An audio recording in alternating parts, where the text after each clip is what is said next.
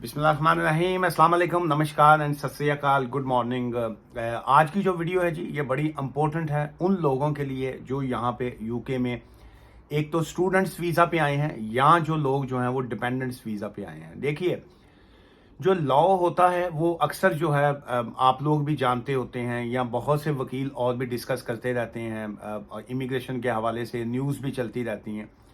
लेकिन मेरी कोशिश ये होती है कि मैं अपने जो वीडियोस हैं उसमें वो बात करूं जो प्रैक्टिकल है, और वो शायद वो आपसे रिलेटेड ना हो, लेकिन जो केसेस मेरे पास आते हैं या जिन केसेस के ऊपर मैं काम कर रहा होता हूं, सो उसमें कुछ बहुत सी ऐसी चीज़ें निकलती हैं जो अनफॉर्चुनेट सी होती हैं, और फिर उसमें से कोई ना कोई लेसन एक मिल रहा होता है। सो उसकी वजह से मेरी कोशिश ये होती है कि मैं हमेशा आपको जो है एक रास्ता दिखा सकूं कि ये देखिए ये हुआ है और ये प्रैक्टिकल चीज़ें हैं। It's not nothing from a law कि जी के लॉ क्या कहता है और उसके बाद आपकी एप्लीकेशन जो आपने की उसमें क्या आपने किया, लेकिन जो उसके बाद जो प्रैक्टिकल चीज़ें हैं, जो रिजल्ट निकलता है, वो बहुत कम लोग जो हैं वो उस पॉइंट पे बात करते हैं जिस पे मैं अक्सर बात करता हूं। और जो आज की वीडियो है वो भी इसी बारे में।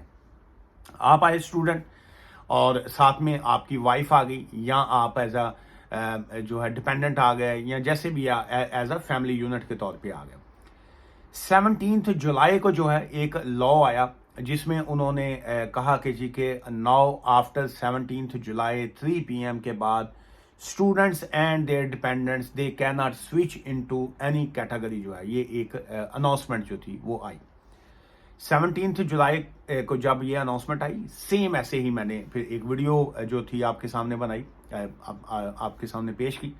फिर उस पर बहुत से लोग जो थे उन्होंने कमेंट्स भी किए कि जी ऐसे हुआ वैसे हुआ। फिर उसके बाद कुछ टाइम के बाद जो था, हमने कुछ एप्लीकेशंस खुद की, कुछ और दोस्त कोलीग्स जो थे उन्होंने की। उसमें हुआ क्या कि डिपेंडेंट्स जो थे उन्होंने एप्लीकेशन सेपरेट फाइल करनी शुरू की, और बहुत से लोगों के जो थे वीज़ाज जो थे उसमें वो स्किल्ड वर्कर वीज़ा पे उनकी स्विचिंग हो गई, किसी ना किसी और ग्राउंड पे हुई, या किसी का क्या था, वो हर केस का एक डिफरेंट सिनेरियो आता है। बहुत से लोगों ने नीचे कमेंट्स किए कि जी आपने पिछली एक वीडियो में ये कहा था कि जी के 17 जुलाई के बाद जो है no one can switch into any category, लेकिन अभी जो है आपकी 2 4 5 दिन के बाद जो नई वीडियो आई है उसमें आपने कहा है कि कुछ सर्कमस्टांसिस के ऊपर आप स्विच कर सकते हैं। सो देखिए, नंबर एक तो ये है, ये जो लॉ होता है, जो कंट्री में जो लॉ चल रहा होता है, ये अपना कई बारी तो पहले भी दसे है कि जैसे ये सडनली अभी पीछे धूप आप देख रहे हैं तो कोई पता नहीं आधे घंटे बाद यहाँ पे क्लाउडी हो जाए, फिर उसके बाद अचानक बारिश स्टार्ट हो जाएगी, और उसके बाद जो है फिर वो धूप निकल आएगी। सो ये चीज़ें जो हैं, लॉ भी ऐसा है, कानून भी ऐसा होता है, इसमें जो है चेंजेस आती रहती हैं। सो इसका मतलब ये नहीं होता कि आप एक आज की एक वीडियो देख लें और उसी के ऊपर जड़ा ना तुसी हाथ पैर जोड़ के बह जाओ जी ये यही फाइनल है। नथिंग इज फाइनल जो है। और सेकंड ये है कि कानून में जो होता है वो हमेशा ट्विस्ट होते हैं, और कोई भी चीज़ जो है वो पक्की या परमानेंट नहीं होती। पर जो परमानेंट है वो सिर्फ ऊपर वाले की ज़ात है जो हमेशा रहती है, लेकिन बाकी चीज़ें जो हैं वो सारी चेंज होती रहती हैं। आपके सर्कमस्टांसिस चेंज होते हैं, गवर्नमेंट की सिचुएशंस चेंज होती रहती हैं। कानून में जो है कहीं ना कहीं इफ एंड बट्स की वजह से जो है वो कोई ना कोई रास्ते जो है वो निकलते रहते हैं। सब मेन ये होता है कि आपने रास्ता निकालना कैसे है।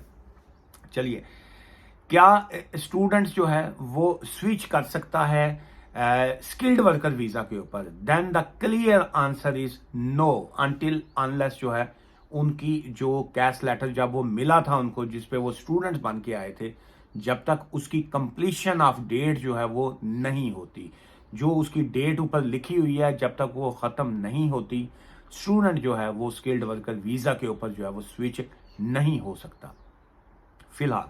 अच्छा, अब इसी में यह है कि उस लॉ में तो यह था कि जी के दे कैन नॉट स्विच, तो क्या स्टूडेंट जो है जिसका अभी कंप्लीशन नहीं हुई, क्या वो जो स्पाउस वीजा है वो उसके ऊपर स्विच हो सकता है? लॉ में जब ये आई है 17 जुलाई की अमेंडमेंट्स आई हैं, तब हम ये समझते थे कि नहीं हो सकता, लेकिन उसके बाद मैं खुद, मेरा अपना ही एक क्लाइंट है जिसका मैंने किए हैं, और भी हैं, लेकिन मैं वो साहब जो थे वो विलिंग है वीडियो और बाकी उन्होंने जो था अपना रिव्यू भी छोड़ा। वो उनकी कंप्लीशन ऑफ डेट नहीं हुई, उनका जो स्टूडेंट का वीज़ा है वैलिड है, उनकी कंप्लीशन ऑफ डेट नहीं हुई, लेकिन उनका जो स्पाउस वीज़ा था वो स्विच हो गया एंड ही गॉट 5 इयर्स जो है वीज़ा रूट जो है उनको मिल गया। सो एक तो इसका मतलब है कि आप अगर स्पाउस वीज़ा पे जाना चाहते हैं तो आप का जो है वो पॉजिटिव आंसर जो है वो उसमें आ सकता है, आया भी है। अच्छा, अब इसी को अगर हम दूसरी तरफ लेके जाते हैं, क्या जो अब मेन आ गया कि एक स्टूडेंट है वो स्किल्ड वर्कर वीज़ा के ऊपर 17 जुलाई अंटिल कंप्लीशन ऑफ डेट नहीं जा सकता। स्टूडेंट कंप्लीशन ऑफ डेट नहीं हुई, स्पाउस वीज़ा के ऊपर जा सकता है, वीज़ा मैंने स्विच करवाया है। सेकंड, क्या डिपेंडेंट्स जो हैं वो स्किल्ड वर्कर वीज़ा के ऊपर जा सकते हैं? बहुत सी एप्लीकेशन ऐसी जा रही हैं जिसमें डिपेंडेंट्स के जो हैं स्किल्ड वर्कर वीज़ा जो हैं वो हुए हैं। The answer is yes, dependents ने स्विच किए हैं, लेकिन क्या स्टूडेंट का जो डिपेंडेंट है वो स्किल्ड वर्कर वीज़ा के ऊपर स्विच हो गया? क्या अब जो वो स्टूडेंट है वो अपनी उसी वाइफ या हस्बैंड का फर्दर आगे स्किल्ड वर्कर वीज़ा के ऊपर डिपेंडेंट जो है वो हो सकता है? Then the answer is no. वो यूके में रहते हुए वो dependents visa skilled worker visa के डिपेंडेंट के ऊपर नहीं जा सकता। अगेन उसी पहले पॉइंट पे आएंगे, अनटिल अनलेस वो स्टूडेंट की जो कंप्लीशन ऑफ डेट नहीं होती, वो स्विचिंग उसकी किसी कैटेगरी में स्किल्ड वर्कर वीज़ा में इजाज़त नहीं है। ये एक पॉइंट आ गया। अच्छा, अब इसमें मैं कल ही एक जो था एक मोहतरमा की कॉल थी, तो उनसे मेरी फ़ोन पे उन्होंने फ़ोन एडवाइस बुक किया हुआ था और बड़ी अनफॉर्चुनेट सी सिचुएशन हुई। और ये वाली जो है पॉइंट मैं चाहूँगा कि मैं आप दोस्त जो हैं वो गौर से सुनिए, और उसके बाद जो है जितने आपके दोस्त हैं जो स्टूडेंट्स हैं जो इस वक्त एप्लीकेशंस कर रहे हैं, इनसाइड दी कंट्री कर रहे हैं या आउटसाइड दी कंट्री एप्लीकेशंस कर रहे हैं, वो अपने जिन्होंने कही ना कान खोल के अपने पल्ले बन लेना। पल्ला जो होता है ना, ये औरत या को बाकी वो जो पेंडू साढ़े लोग होंगे ना, चादर एक लेंदे ने, ਉਹਦਾ ਜਿਹੜਾ कोना होंगे ना, ਉਹਨੂੰ ਕਹਿੰਦੇ ने पल्ला, उसका कॉर्नर को पंजाबी च कहीदा पल्ला। तो इसी वजह से कहा जाता है कि अपने पल्ले बांध लो, के जी के इसको बांध के अपने पास आप रख लीजिए, आपके कहीं ना कहीं काम आएगा। अब उसमें यह है कि वो किसी वकील साहब के पास गई और उन्होंने कहा कि जी के मैं डिपेंडेंट हूँ, मेरा आप जो है वो एप्लीकेशन डाल दीजिए स्किल्ड वर्कर वीज़ा की। उन्होंने एप्लीकेशन डाली, अब वो उनकी स्किल्ड वर्कर वीज़ा की एप्लीकेशन जो थी वो एक्सेप्ट हो गई। अब वो जो ही एक्सेप्ट हो गई, वो ज़ाहिर है ट्रस्ट आपका बैठ गया कि जी के ये सारा कुछ ठीक हो गया। अब इसमें तो वो उनका वकील पे भी ट्रस्ट बैठ गया कि जी इन्होंने मेरी एप्लीकेशन करवा दी है, लेकिन टेक्निकली लॉ बड़ा क्लियर था, वो होनी थी। अब सेकंड उन्होंने ये कहा कि जी के मेरे हस्बैंड की जो एप्लीकेशन है आप इनसाइड दी कंट्री जो है एज अ डिपेंडेंट डाल दीजिए। अब ऑब्वियसली उन्होंने फीस ले ली होगी, लेकिन वो रिफ्यूजल आ गई, रिफ्यूजल ही आनी थी। उन्होंने अब ये कहा कि जी आप ऐसे कीजिए, आप वापस चले जाइए, अपने हस्बैंड को कहें वापस चले जाएं और वहां से जो है बैक होम से जो है जाके इंडिया से जो है वो एप्लीकेशन फाइल कीजिए as a skilled worker visa के डिपेंडेंट के तौर पे आप बैक होम से वापस आ जाइए। अब उन्होंने एप्लीकेशन फाइल की और वहां पे ये बड़ा एक क्या कहते हैं तकलीफ दे वाला भी पॉइंट है, और उसके अलावा जो है ये बड़ा एक लीगल पॉइंट भी है। वहां पे जब उन्होंने एप्लीकेशन फाइल की, उनके ऊपर 1 साल का जो है 1 ईयर का बैन लग गया है। बैन इस बेस पे लगा है कि आपने यूनिवर्सिटी जो थी वो छोड़ दी हुई थी, आपने यूनिवर्सिटी नहीं जा रहे थे, आपकी जो अब उसमें खाली एक ही पॉइंट है, लेकिन इट कुड बी एनीथिंग। आपने फीस नहीं पे की हुई थी, आपकी अटेंडेंस शॉर्ट थी, आपको यूनिवर्सिटी से विड्रॉल हो गया, आप जो थे वो स्टूडेंट के तौर पे आपने अपना लीगली अपना जो ड्यूटी थी उसको नहीं कर रहे। अब इनके पास क्या पॉइंट था, ये कह रहे हैं जी कि मेरा तो शेयर कोड जो है वो स्टिल वहां पे शो कर रहा है जी कि you are allowed to work 20 hours and वो सारा कुछ है। अब शेयर कोड जो है वहां पे सिस्टम में अपडेट बाज़ होता है, बाज़ नहीं होता। शेयर कोड या आपका BRP कार्ड जिसके ऊपर एक डेट आ रही होती है कि आपका वीज़ा जो है वो 2026 तक वैलिड है, आपका वीज़ा 2025 तक वैलिड है, आपका जो BRP है वो 31 दिसंबर 2024 तक वैलिड है। दैट डजंट मीन के यू आर एलिजिबल स्टूडेंट और you are a valid student inside the UK, जो है वो ऐसा बिल्कुल नहीं है। अब उन्होंने एप्लीकेशन फाइल की है, 1 साल के लिए बैन कर दिया। अब ऑब्वियसली ये वो जो हमारी बहन है जो यहाँ रहती है उसके लिए एक सैड मोमेंट्स होते हैं, जो चूँकि यूके में रहना, एक सिंगल वूमन, फिर प्लस हस्बैंड अब वहाँ पे 1 साल के लिए बैन है। अब उन्होंने ऊपर से एडमिन रिव्यू फाइल कर दिया, क्या उसका क्या रिजल्ट आएगा, कौन सी ग्राउंड के ऊपर है कि जी के क्या हमारा शेयर कोड वैलिड था, दैट्स वाई हमने अप्लाई कर दिया, दिस एंड दैट। सो मैं नहीं समझता कि they are all valid reasons के जिसकी वजह से जो है वो एप्लीकेशन जो है AR की एक्सेप्ट होगी। क्या ह्यूमन राइट्स इसमें इन्वॉल्व हैं? क्या आप ह्यूमन राइट्स की एप्लीकेशन फाइल कर सकते हैं कि जो है ये इनोसेंट मिस्टेक थी, या एक फैमिली यूनिट जो है वो ब्रेक हो रहा है, जो आपकी family as a husband wife थी उसमें इश्यूज आ रहे हैं। सो वो एक लंबी बहस हो जाएगी कि कितनी एप्लीकेशन सॉलिड है, आपको क्या करना चाहिए, दैट्स समथिंग एल्स। मैं उस पर अभी आज की इस वीडियो में बात नहीं करना चाह रहा हूँ।